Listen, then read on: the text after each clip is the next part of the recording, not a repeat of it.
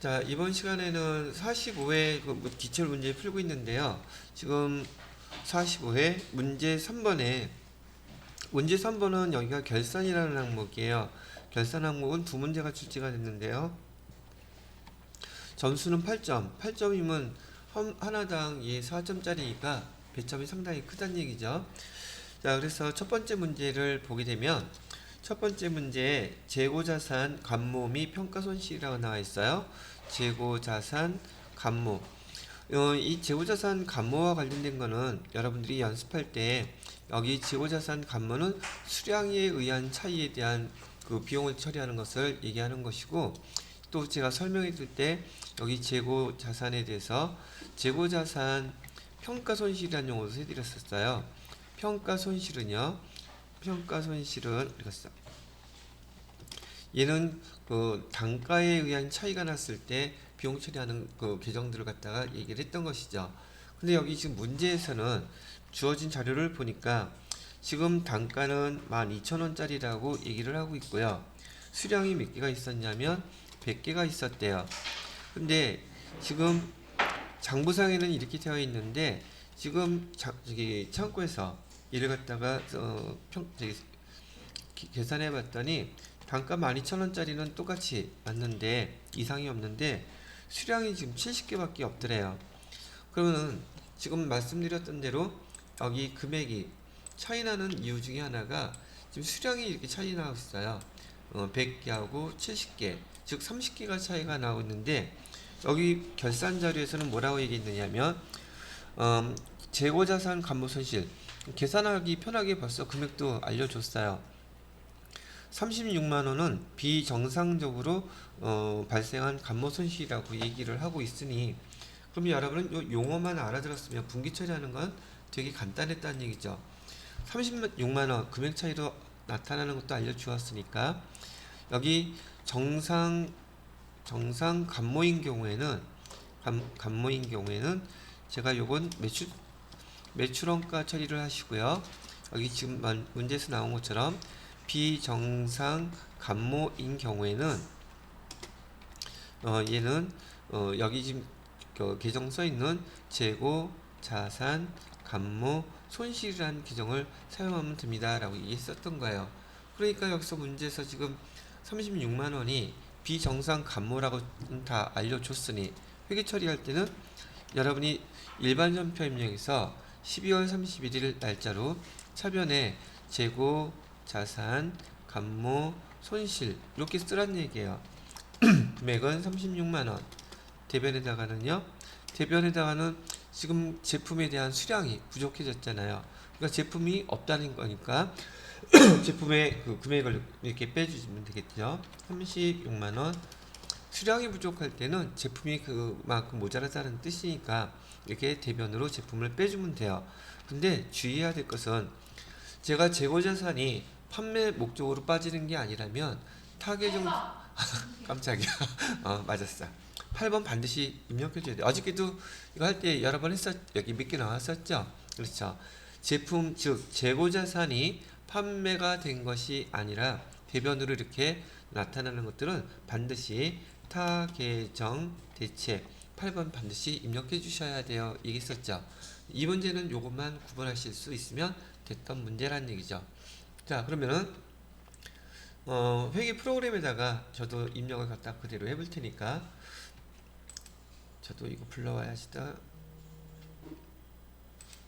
그래서 45에 어디 갔냐? 안 보여. 숨었나 보다.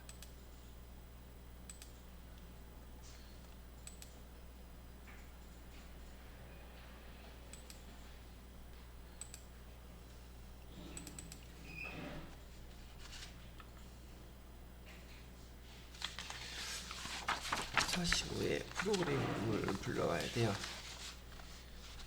YB3. 여러분 이거 다 열어놨죠? 어? 완전 YB3 YB3.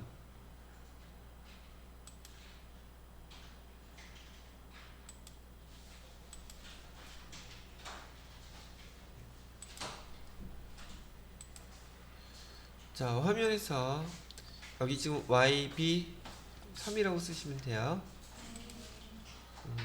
이거 YB 3 감독관 번호 넣고. 자, 그래서 여기 결산 자료 입력할 때에는 일반 전표 수동 결산부터 항상 먼저 하셔야 돼요. 자동 결산부터 먼저 하시게 되면 결과치가 잘못 나오기 때문에 반드시 수동 결산한 다음에 자동 결산하면 된다고 얘기해 드리는 것이고요. 일반 전표 입력에서 조금 전에 설명해 드렸던 대로 12월 31일 날짜로 차변에 뭐라고 써요? 차변에 그렇지. 재고 자산 감모 손실이라는 계정 써주시고요. 금액은 36만원. 그 다음에 대변에다가는요 제품 오케이 제품 써주시고요. 그 다음에 여기도 마찬가지로 8번 타기정 대책 써줘야 되죠. 지난 시간에 배웠던 원재료도 부가세대금 그 의제 매입세 공제할 때 타기정 대책 해주셨었죠. 여기 마찬가지예요. 그래서 여러분들은 앞으로도 계속 여기 제품 즉 재고 자산들이 판매 목적이 아닌 다른 용도로 계정이 바뀌게 되면 적요란에다가 반드시 타기정 대책 써준다는 거 잊어버리면 안 돼요. 여기 TAT 2급 이상부터는 여러분들한테 그 적요란에다가 이런 거 쓰라 마라 얘기 언급이 없단 말이죠. 자, 그래서 결산의 첫 번째 문제 한번 해봤고요. 문제에서 친절하게 2번 문제는 결산 자료 입력해서 자동 결산하라고 알려주고 있죠. 자, 그 다음에 문제를 읽어볼게요. 자료는 특허권에 관련된 것이고요. 코드번호 다 등록을 해주라는 얘기겠죠. 결산 자료 당해연도 7월 제품 생산을 위한 황사 방지 기능 특허권을 취득했대요.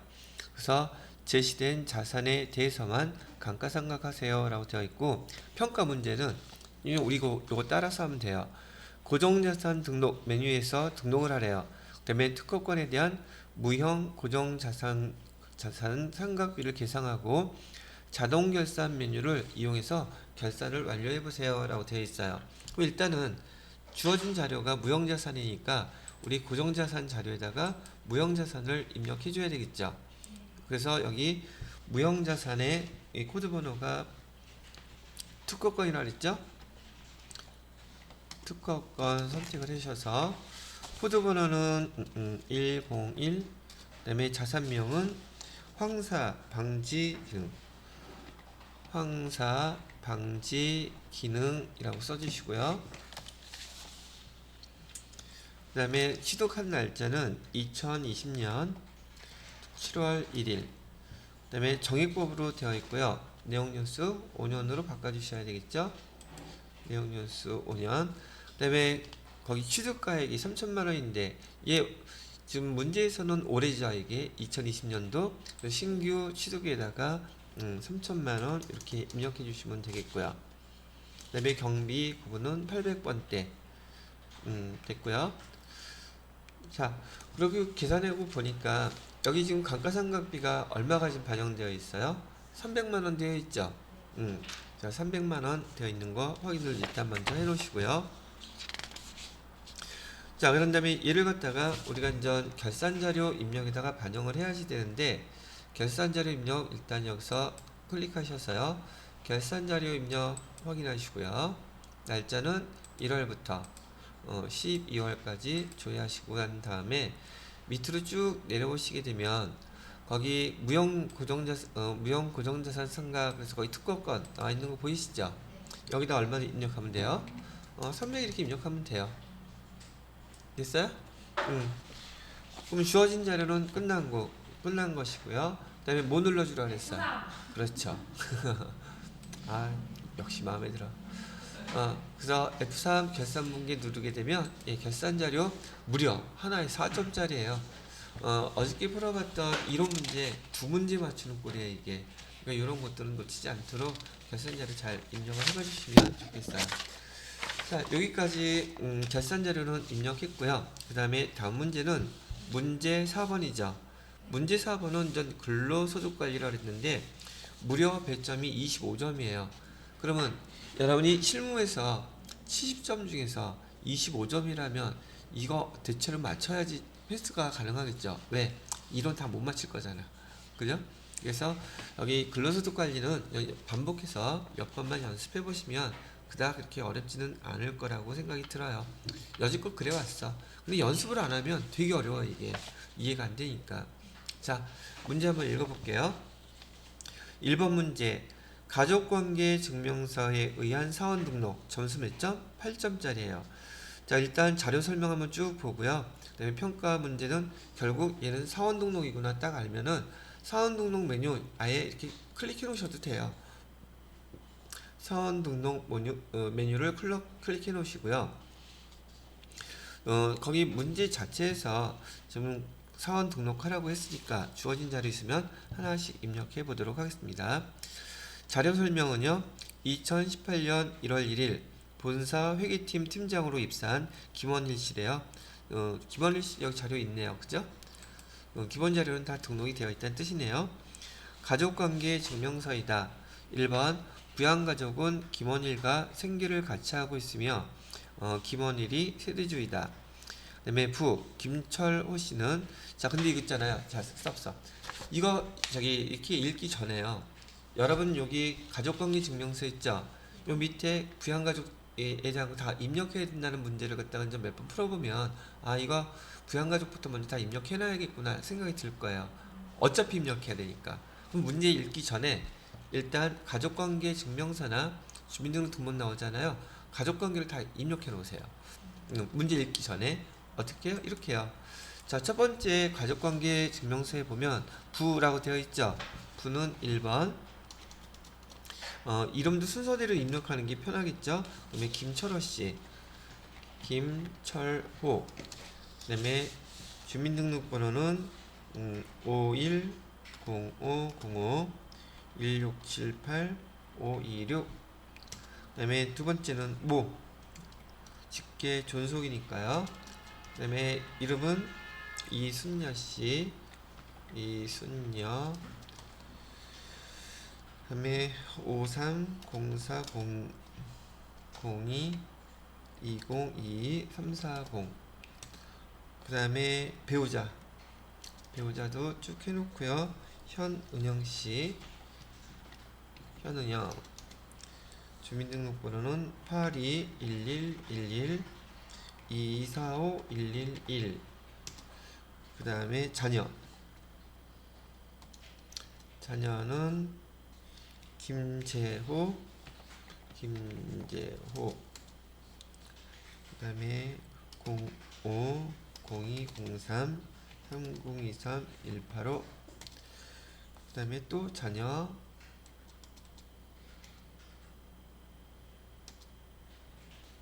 김채은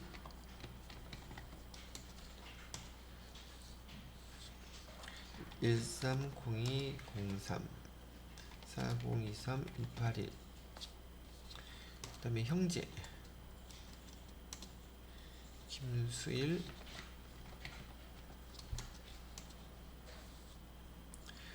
820915 820915 192 7313. 자 이렇게 일단 입력을 해놓고요. 자료에 맞춰가지고서는 해당되는 문제 자체가 이렇게 부양가족을 입력했으면 결국 기본공제 대상자가 되는지 안 되는지 그걸 판단하라는 문제일 테니 하나씩 좀 문제를 볼게요. 자 김철호 씨는 당해년도 3월 21일 날 사망하였다고는 하지만 사망의 수도 오래 있었죠. 그래서 기본공제 대상자 됩니까? 안 됩니까? 당연히 되죠. 손댈 필요 없죠. 자, 두 번째, 이순여 씨는 수입이 없다. 그건 당연히 되겠죠. 그다음에 네 번째죠. 배우자 현은영 씨 일용근로소득은 얼마가 있어도 상관없이 수입 없는 걸로 보기로 했었죠. 그러니까 배우자도 마찬가지로 여기 기본공제 대상자 될 수 있고요. 5번 자녀 김재호는 회계정보 실무 경진대회에서 상금 100만원 수령했대요. 상금 100만원 수령했다고 해봤자 분리과세면은 수입 없는 것으로 보는 거죠. 그래서 얘도 마찬가지로 기본공제 대상자 되고요. 그 다음에 딸 김재은 같은 경우에 소득이 없으며 장애인복지법에 따른 장애인이다. 장애인복지법에 따른 장애인이라면 자녀 김재은한테는 장애에서 1번 쳐주시면 되겠죠? 자, 그 다음에 7번 형제인 김수일은 2020년 6월 30일자로 퇴직하였으며 현재 재취업 준비하고 있으며 실업급여 200만원 받았다. 실업급여 받는 것도 마찬가지로 수입 없는 것으로 보는 거죠. 비과세해야 된다는 거니까요.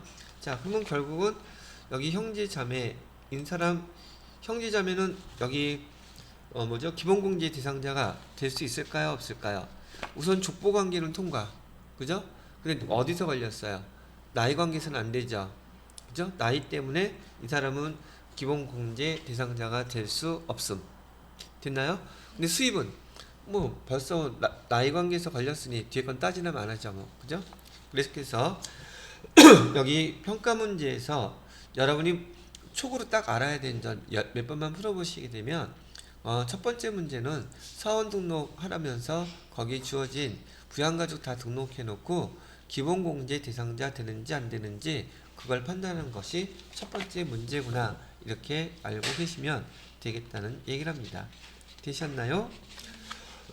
여기 푸는데 제가 설명하면서 얘기했지만 시간 많이 걸려요 안 걸려요? 거의 입력하는 시간밖에 안 걸리는 정도밖에 안 된단 말이죠. 자, 이번에는 2번 문제 볼게요. 2번 문제를 보니까 중도 퇴사자 원천징수래요. 자료는 김영주 4월 급여 자료라고 나와 있고요. 김영주 씨가 기본급은 350, 퇴직 위로금 200, 국민연금 뭐 등등 다 나와 있네요. 자, 우선 내용도 한번 읽어볼게요. 자료 설명은 4월분 급여 대정입니다. 관리부 김영주 사원은 2020년 4월 30일 날 퇴사였고 중도 퇴사자 정산은 기 등록되어 있는 자료 이외에는 없는 것으로 한대요. 급여 지급일은 매월 30일이고요. 퇴직 위로금은 과세 근로소득에 해당된다고 합니다. 일단 첫 번째 문제, 우리는 평가 문제의 순서대로 해결하시면 돼요. 김영주 사원의 퇴사일 입력하세요. 그럼 여기 사원 등록에서요. 김영주 클릭하게 되면 우리 지난번에 봤던 대로 여기 20번의 항목에 퇴사 연월일 입력하라고 나와 있죠. 거기다가 날짜 그대로 입력하세요. 주어진 대로 2020년 4월 30일 입력해 주시면 되겠고요. 자, 그러면 파란색으로 뜨죠. 두 번째 2번 문제요. 급여 자료 입력해서 수당 등록 좀 해주세요 라고 되어 있네요. 그럼 우리는 전체 눌러서 급여 자료 입력 클릭하시고요. 그 다음에 날짜는 우선 여기 등록해달라 그랬으니까 지금 여기 수당 공제 등록 여기다가 클릭하시고요. 자, 그 다음에 여기 급여 자료에 있는 거 보시죠. 거기 수당 항목 여기 교재에서요. 수당 항목에 보게 되면 거기 기본급 나와 있고 상여 나와 있고 지금 여기 퇴직 위로금 들어가 있죠. 있어요? 없어요? 여기 만들어 주세요. 퇴직 위로금 띵 하고 얘는 과세일까요? 비과세일까요? 그렇지, 과세. 뭐 얄짤 없어. 그냥 과세예요. 해주시면 되겠고 두 번째 끝났죠. 더 이상 입력하라는 게 없으니까. 그 다음에 공제 항목은 별도로 나와 있는 게 있나요? 거기 국민연금, 건강보험, 고용보험, 장기 요양보험, 그 다음에 건강보험료 정산 다 나와 있죠. 우리 이건 손댈 필요 없다는 뜻. 그러면 확인 누르시고요. 자, 우리가 입력해야 될 월은 4월이었었어요. 그래서 4월 클릭하시고요. 여기 평가 문제 3번에 보시게 되면 4월분 급여자료 입력하고요. 중도 퇴사자 정산 버튼 이용해서 중도 퇴사자 정산 내역을 급여 자료에 반영해 보세요. 구분은 1번 급여로 선택하시고요. 자, 구분 1번 급여 선택했고요. 지급일은 며칠로 되어 있어요? 2020년 4월 며칠날 했나 그랬습니까? 아까 30일이라고 되어 있었죠? 30일 입력해 주시고요. 그 중에서 김영주 것만 입력하면 되죠. 기본급은 얼마? 350만원. 그 다음에 퇴직 위로금은 200만원. 됐죠? 자, 이렇게 되어 있고요. 지금 다른 거는 우리가 일단 손댈 필요 없는 거죠. 나머지 것들은 다 자동 계산이 된 것이랍니다. 자, 이렇게 했고요. 근데 여기 연결해서 무엇을 해줘야 됩니까? 중도 퇴사자 정산해줘야 되죠. 그럼 여기 위에 보시게 되면 급여 자료 입력해 놓고 난 다음에 중도 퇴사자 정산 클릭해서 열어보시게 되면 자, 이렇게 화면 나오죠? 그러면 이 사람에 대한 거 자료 별도로 주어진 거 있어요? 없어요? 아무것도 없죠? 그럼 이대로 여기 반영을 해야지 돼요. 그래서 지금 급여 입력한 자료에 대해서 이 사람 거에 대한 거 밑에 반영이라는 거 버튼이 있죠? 그냥 눌러보시면은 여기 나타난 금액이 반영이 돼서 국민연금 15만 7,500원, 그 다음에 건강보험 11만 6,720원, 고용보험료 44,000원, 장기요양보험료 11,960원 다 그대로 나와있죠. 그리고 나머지 차입 금액도 연말정산과 관련돼 가지고 그대로 이렇게 반영되어 있는 거 보이시나요? 됐죠? 지금 우리 뭐 손댄 거 있어요? 없어요? 아무것도 없어요. 그리고 이 상태가 문제에서 제시한 대로 그대로 입력한 거예요. 그리고 이대로 저장 여기 마감이래네. 끝내시면 되는 거예요. 다른 거 손댈 거 아무것도 없습니다. 마이너스가 안 맞아요? 아니 건강보험 정산이랑 장기요양보험 정산이 이건 아무것도 손대지 않습니다. 왜냐하면요, 자동 계산되는 것들은 여기 컴퓨터에서 반영된 상태에 따라서 달라질 수도 있기 때문에 손댈 필요 없어요. 그냥 그대로 반영하라 그랬으면 반영만 해줬으면 됩니다. 되셨어요? 자, 그렇게 설명을 해드렸고, 마지막 거 뭐 받을래요?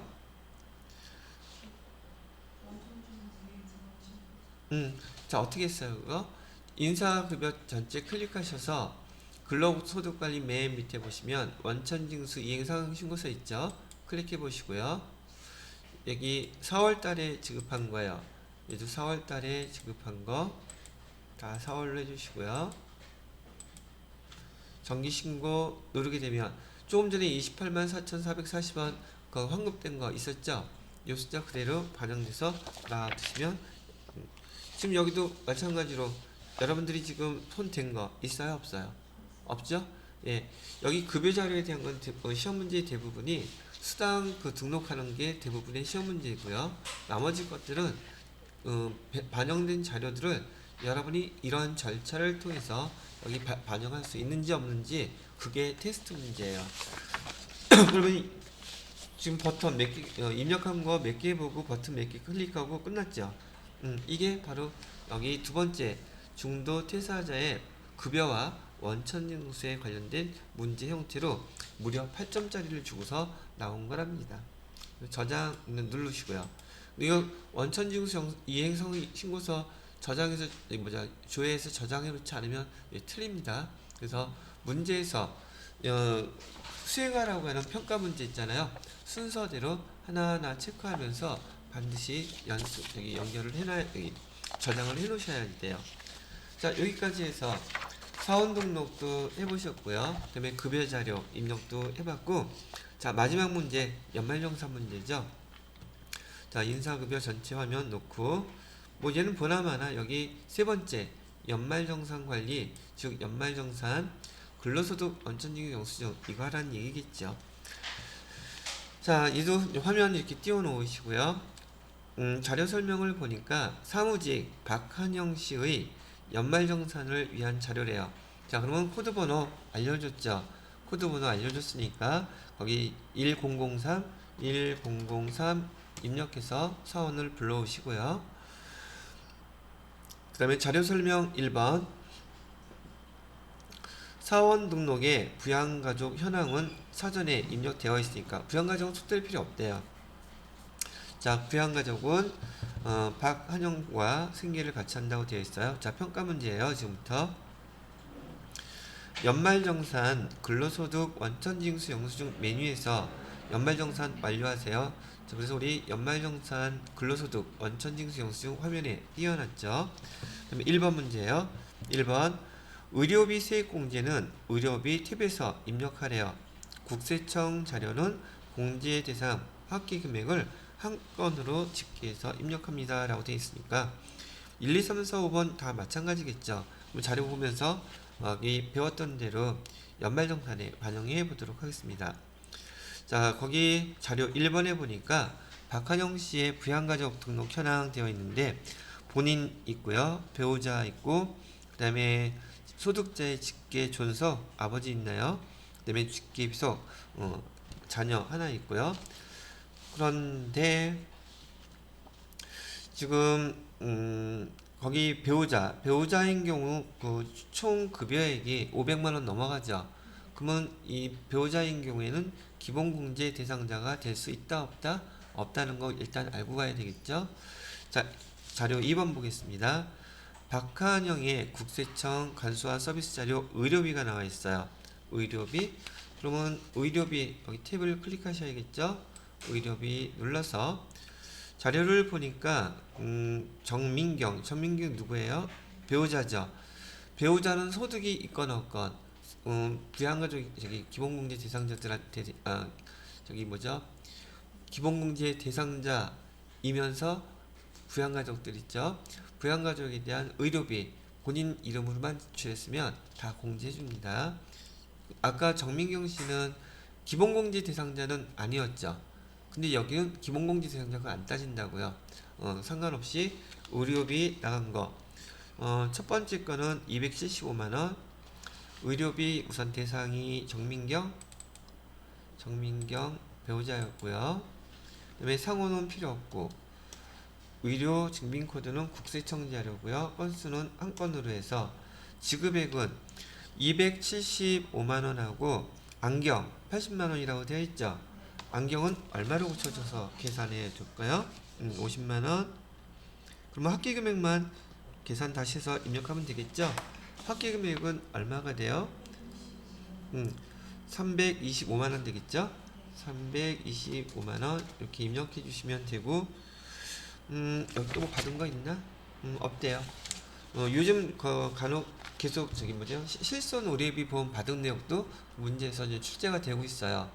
이거는 좀 작년 초에 출제된 문제라서 이게 반영이 안 돼 있는데 우선 그렇게 보시면 되겠고, 이렇게 의료비가 입력이 다 끝났으면 정산 명세에서 어떻게 입력되는지 한번 조회를 해보세요. 의료비 어떻게 들어갔나. 그래서 의료비에 대한 거 밑으로 쭉 내렸더니 325만원 중에서 세액공제 26만 2,500원 자동으로 계산되어 있죠. 그거 보시면 될 것 같고요.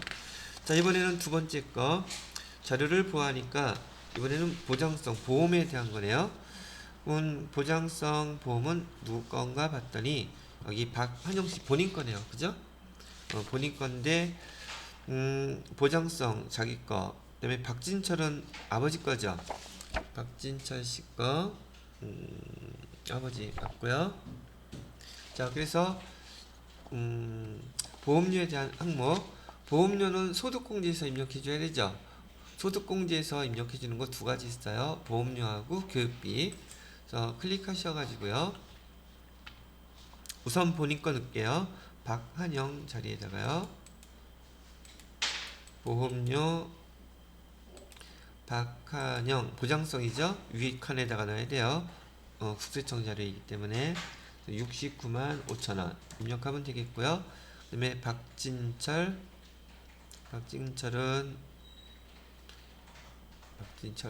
칸이 어디가 있냐, 여기에다가 87만 5천원 이렇게 입력을 해주시면 되겠어요. 자, 그럼 보험료도 입력 다 끝났죠. 자, 또 다시 한번 정산명세에 가서 보험료 어떻게 되는지 한번 확인해 봐 주세요. 그랬더니 보장성 보험료 총 지출액은 157만원인데 보험료는 100만원이 한도를 하랬었죠. 그래서 12만원 세액공제 자동으로 계산이 됐고요. 자, 세 번째 교육비네요. 학생 인적사항을 보니까 박한영 본인이네요. 본인 거는 대학원비 전액이죠. 그러니까 교육비 소득공제 클릭하셔서요. 짠짠짠 가가지고 교육비 본인 거요. 박한영 더블 클릭 안 해도 되겠네. 금액은 대학원 500만원 이렇게 본인 거 입력해 주면 되겠고요. 자, 또 자료가 있을까 없을까? 있네요. 그럼 얘도 일단 정산명세에서 교육비 어떻게 반영됐나 자꾸만 봐두는 연습하세요. 왜냐면 아직 눈에 많이 익지 않았기 때문에 정산명세에서 여기 특별세공제들 입력하면 어떻게 반영되는지를 봐두시는 게 눈에 익숙해지는 방법이란 얘기죠. 자, 그 다음에 연금저축이요. 자, 제가 지난번에 연금저축은 어디서 클릭해서 입력했었죠? 여기 세액공제에 보면 연금저축이라고 되어 있죠? 얘를 눌러야 돼, 얘는 입력할 때. 근데 이게 많이 연습이 안 되면 자료 이걸 어디에다가 뭘 클릭해서 입력해야 되는지가 잘 모를 때도 있어요. 그래서 여기 사적 연금에 대한 거는 세액공제에 해당되므로 59번에 보면 연금저축이라고 있어요. 클릭해서 열어보게 되면 이름이 똑같은 거 선택하세요 그랬었죠. 여기 보니까 연금저축이라고 나와 있네요. 자, 금융기관은 어디래요? 신한생명보험, 신한생명 이렇게 조회를 해보시고요. 그 다음에 계좌번호는 일렬로 나와 있네. 45875412. 불입한 금액은 600만원. 지가 알아서 계산하겠죠. 뭐 나머지 거는. 그 다음에 확인 눌러주시고요. 그리고 정산명세 다시 한번 조회를 해보시게 되면 지금 계산됐네요. 여기 벌써 세액 600만원 불입한 것 중에서 10% 60만원이 세액공제로 되죠. 그럼 이렇게 연말정산까지 해서 지금 우리가 필요로 한 자료 여기 쫙 다 입력했고, 예, 이걸로 끝난 거예요. 그럼 여러분이 TAT 2급 시험 보러 가셔가지고 연말정산 문제는 오늘도 할 것이고 내일도 할 것이겠지만 연속해서 몇 번만 연습해 보시면은요, 그 다음 여기 근로소득과 관련돼서는 틀릴만한 문제가 거의 없어요. 그렇게 준비하시면 되겠답니다. 자, 이렇게 해서 작년 2020년도에 첫 번째 시행이 됐던 45회 기출문제 그리고 실무 평가한 거 마무리 짓도록 하겠습니다.